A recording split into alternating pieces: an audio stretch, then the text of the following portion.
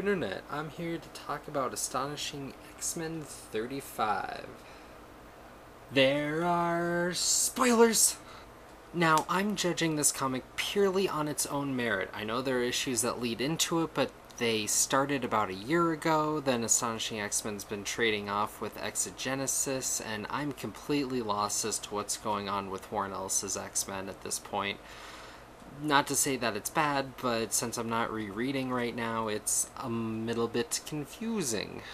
Anywho, the X-Men battle and battle and battle to get to find this old guy in a wheelchair. Not Mr. X, but, you know, this really old, decrepit guy, someone who, by all rights, is a mutant as they do define. Someone from the Hiroshima blast who's just mutated DNA and nasty looking and blah.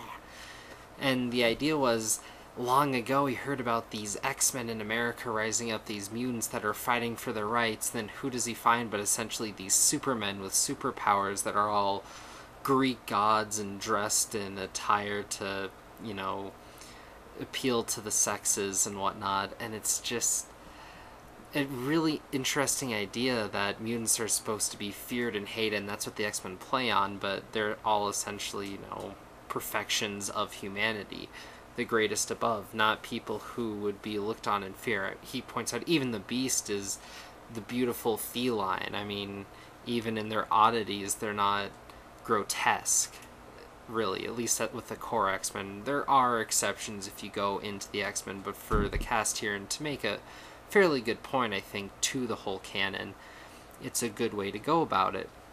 And what's really interesting is Cyclops' reaction, which is, so now people are hating us because we're not weird enough, which I think plays really well with a lot of counterculture. I mean, people who, oh no, it's too big so I can't like it or whatnot, or I mean, it's the idea of, you know, the principle and the ideal that matters and people fighting for. I mean, if they happen to be good looking, they happen to be good looking. They're still judged, and whether they're judged more or not really isn't the issue sometimes. I mean, there's something to it, but it was a really interesting story. I mean, just to take it out of context and get the greater picture, which was interesting.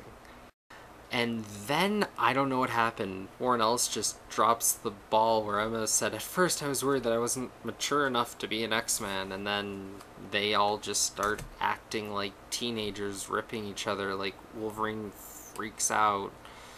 And then Cyclops says to punish him, we should be able to drop him on the bomb that was able to go off. Maybe I can detonate it myself. It's a little bit more cleverly worded, but it just, the comic like had this build up, had this great idea, and then, you know,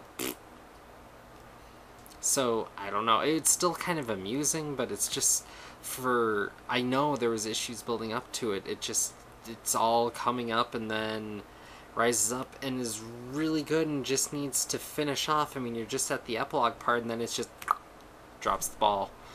So it's a bit rough to take, but it's an interesting idea, and I'd say it's worth picking up this issue alone. You don't even really need all the stuff, just know that they've been fighting hard to get where they're at.